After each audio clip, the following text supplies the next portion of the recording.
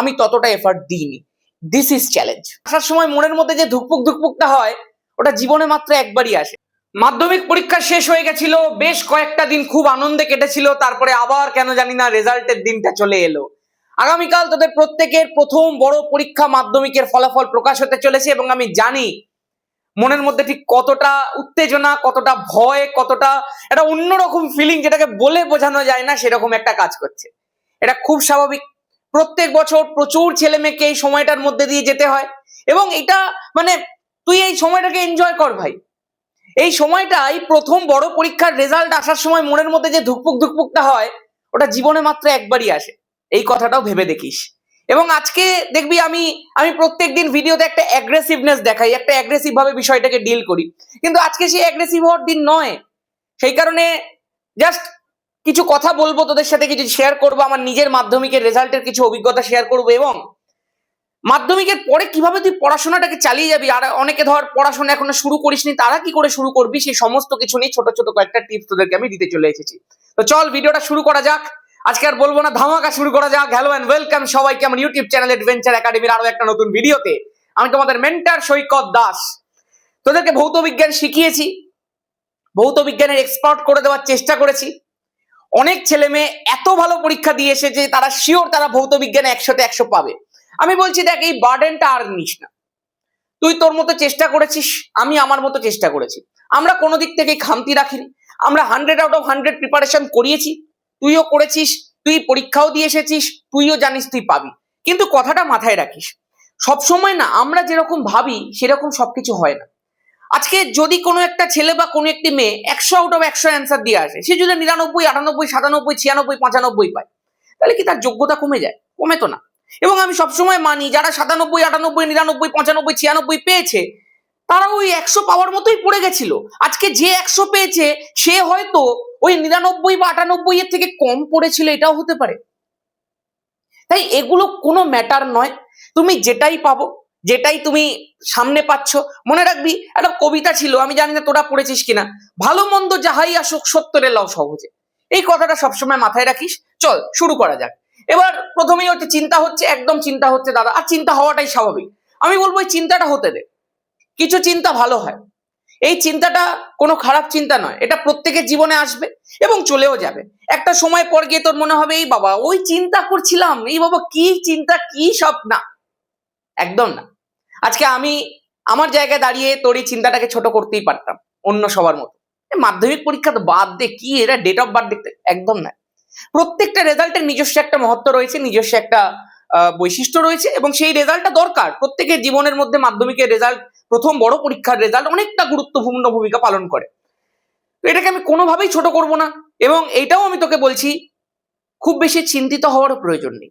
যেটাই আসুক, ভালো মন্দ যাহাই আসুক, সত্যের এলাও সহজে। আমি যখন মাধ্যমিক পরীক্ষা দিয়েছিলাম, আমি 700তে 626 পেয়েছিলাম। আমার টার্গেট ছিল 650 পাওয়ার।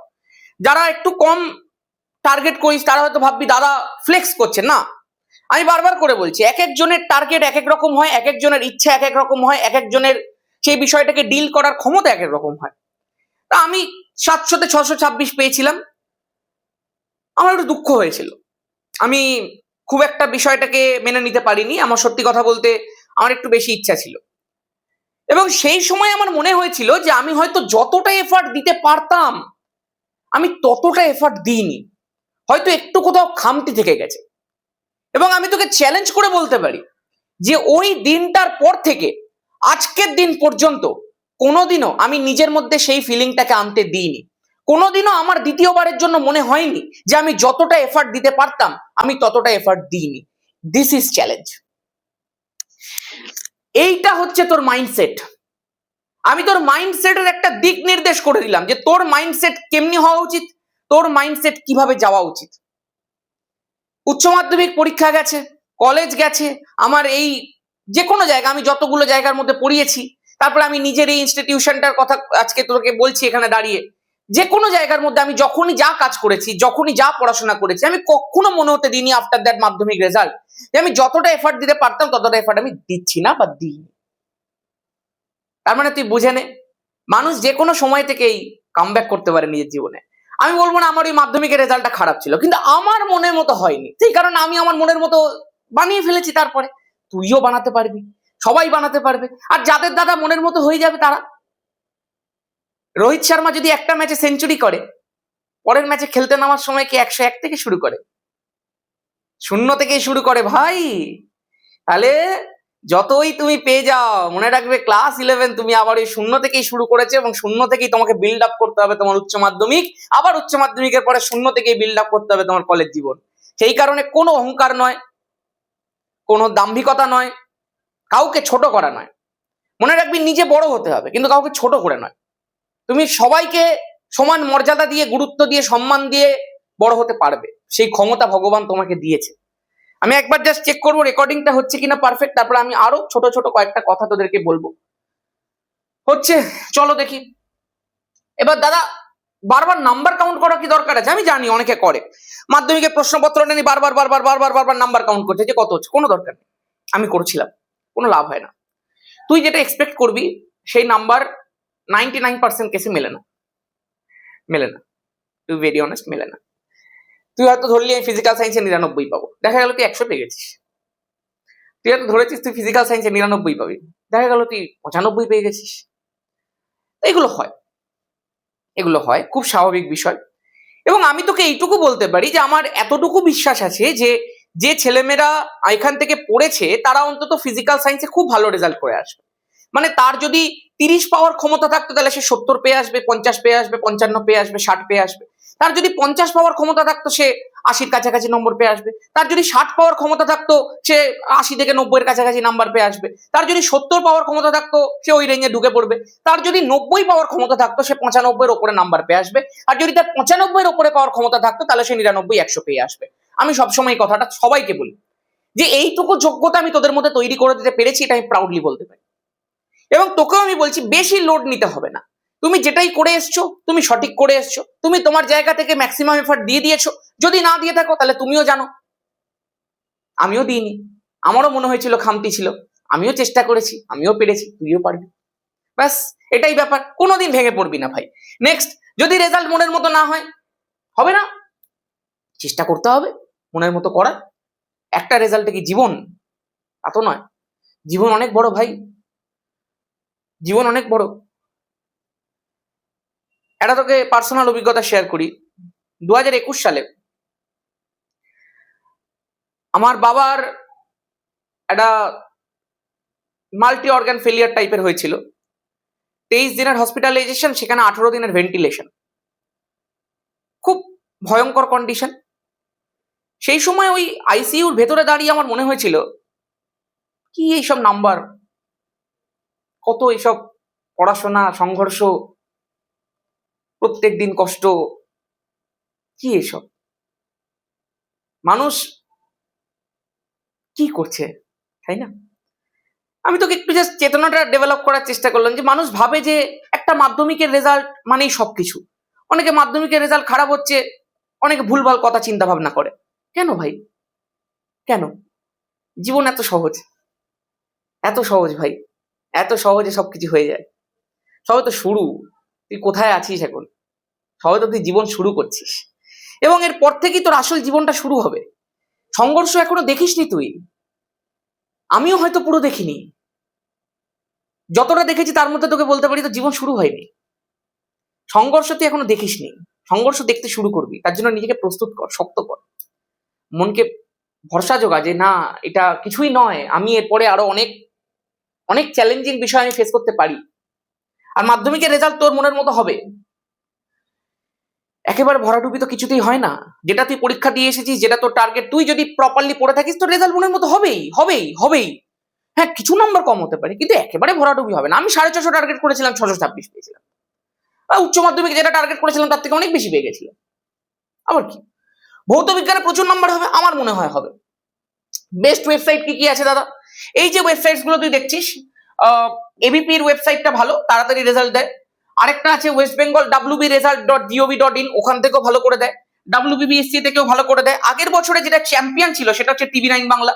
TV9 বাংলার ওয়েবসাইট থেকে প্রচুর ছেলে মেয়ে আগের বছরের রেজাল্ট পেয়েছিল এবং খুব তাড়াতাড়ি পেয়েছিল, আমার যতদূর মনে আছে।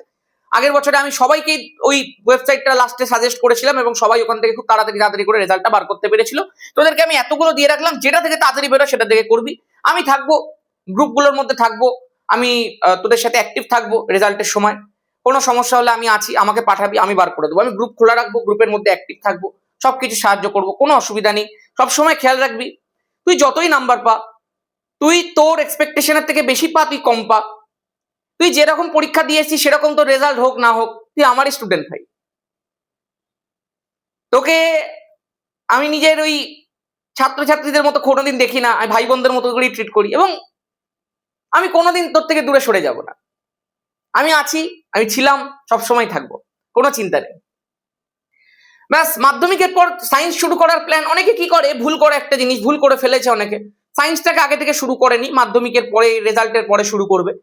এটাকে কি সমস্যা হবে? দেখ, সমস্যা তো হবে। আমরা আমাদের যে 11 কেমিস্ট্রির ক্লাসে already structure of atom, periodic table, bonding শেষ করে দিয়েছি, 3টে মেজর চ্যাপ্টার। এখন আমরা যেহেতু অনলাইন ক্লাস করাচ্ছি, অনলাইন আর অফলাইনের মধ্যে একটা তফাৎ আছে কি, অফলাইনে তুই ওই জিনিসগুলো নাও পেতে পারিস, বাট অনলাইনের ক্ষেত্রে আমরা যে ক্লাসগুলো করিয়েছি সেগুলো আমাদের কাছে রেকর্ডেড ভার্সনে যেহেতু স্টোর আছে, তুই যখনই শুরু করবি তুই সব পেয়ে যাবি। এবার তোর উপরে নির্ভর করবে যে তুই কতটা তাড়াতাড়ি, কতটা মনোযোগের সাথে, কতটা হিম্মতের সাথে ওই ক্লাসগুলোকে শেষ করে মেন স্ট্রিমে ফিরতে পারিস। এবং আমার মনে হয় তুই পারবি যদি তুই 20, 25টা, 30টা দিন ভালো করে পরিশ্রম করিস। তোর এটা ভাবলে চলবে না যে তুই বাকিদের থেকে অনেক পিছিয়ে, তোর এটা ভাবলে চলবে না যে তুই কপ আপ করতে পারবি না, পরীক্ষার আগে পারবি না। এটা তোকে ভাবতে হবে যে না, আমি ওদের সাথে তাল মিলিয়ে 1 মাসের মধ্যে সেই জায়গাটা অ্যাচিভ করবো। তাহলে তুই পারবি, সব সাবজেক্টেই পারবি। দিন রাত পরিশ্রম করতে হবে, 1টা মাস প্রচুর খাটতে হবে, তুই মেন স্ট্রিমে ফিরে যাবি। আমি তোকে বলছি, ফিরে যাবি মানে ফিরে যাবি। আমাদের অ্যাডভেঞ্চার একাডেমি হায়ার সেকেন্ডারি চ্যানেলের মধ্যে আমরা তো এগুলো পড়াচ্ছি আমাদের ব্যাচের মধ্যে, তার পাশাপাশি অ্যাডভেঞ্চার একাডেমি হায়ার সেকেন্ডারিতে যে ক্লাসটা করানো হলো, দ্য স্ট্রাকচার অফ অ্যাটমের 1 নম্বর ক্লাস, সেই ক্লাসটারই একটা 15 মিনিটের রিভিশন ভার্সন দেওয়া হয়, যেটা অ্যাডভেঞ্চার একাডেমি স্পেশাল। তোরা টেনেও দেখেছিস আমি উচ্চ মাধ্যমিকের জন্য এমন অনেক জিনিস ইন্ট্রোডিউস করেছিলাম যেগুলো ওয়েস্ট বেঙ্গল বোর্ডে আগে ছিল না। 11 কেমিস্ট্রির জন্য করছি, 12 কেমিস্ট্রির জন্য করছি। যে ক্লাসটাই তোরা ব্যাচের মধ্যে করবি সেটারই একটা রেকর্ডেড রিভিশন ভার্সন 15 মিনিটের মধ্যে আমরা এখানে দিই, যাতে ওই ক্লাসটা তোর তুই অনেকগুলো চ্যাপ্টার পর করে ফেললি, তোর মনে থাকছে না, তারপর তুই এখানে চ্যানেলের মধ্যে সেই রিভিশন গুলো দেখ, সব কটা ক্লাসে রিভিশন দেওয়া আছে 11 পর দেখবি আমাদের প্লেলিস্ট করে দেওয়া আছে। তারপরেও শুধু তাই নয়, তুই যে ক্লাসগুলো করছিস সেটা কোশ্চেন প্র্যাকটিস কোথা দিয়ে হবে? আমি তোকে করাবো। আমাদের চ্যানেলের মধ্যে প্রত্যেক সপ্তাহে কোশ্চেন প্র্যাকটিস হয়, প্রত্যেক সপ্তাহে কোশ্চেন প্র্যাকটিস, এবং তুই কোশ্চেন প্র্যাকটিস গুলো করতে করতে আস্তে আস্তে ডেভেলপ করে যাবি। আমি বারবার করে বলেছি, কেমিস্ট্রি প্রেমে ফেলে দেওয়ার দায়িত্ব আমার, কেমিস্ট্রি শিখিয়ে দেওয়ার দায়িত্ব আমার। এমন কেমিস্ট্রি তোকে শিখিয়ে দেবো তোর পাশে ছেলে মেয়ে বলতে পারে কেমিস্ট্রি কঠিন, তুই কোনোদিন বলবি না। এবং ক্লাসের মধ্যে টপ করানোর দায়িত্ব আমার, যদি তুই পড়তে পারিস। ব্যাকলগ ক্লিয়ার হবে, আমি উপায় বলে দিয়েছি, তুইও জানিস।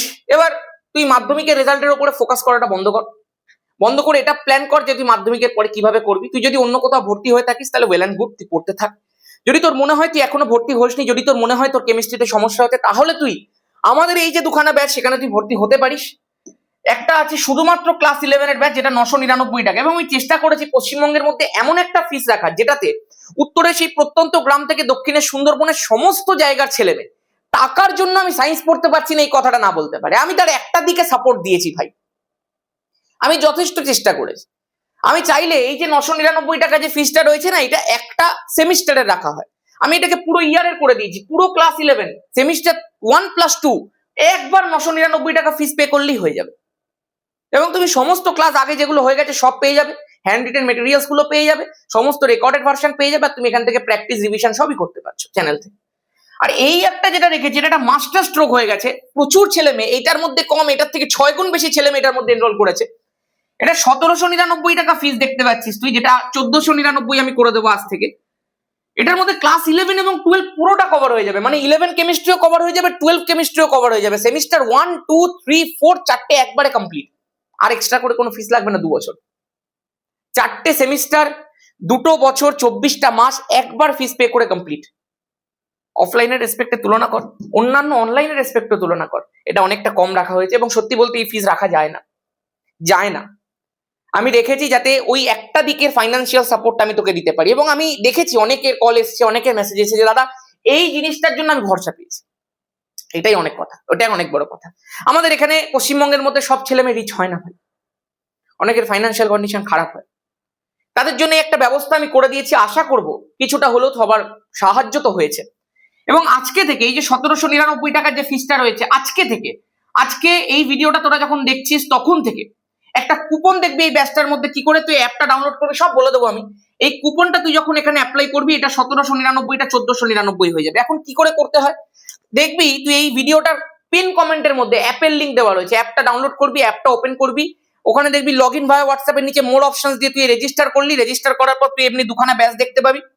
এই দুখানা ব্যাচের মধ্যে তুই যেটা নিবি, এটা নিতে পারি, যেটা নিতে পারি, যেটা নিলে 11-12 দুটোই কভার হয়ে যাবে, প্লাস 2 বছর তো পাবি, প্লাস একটা এক্সট্রা ইয়ার পাবি।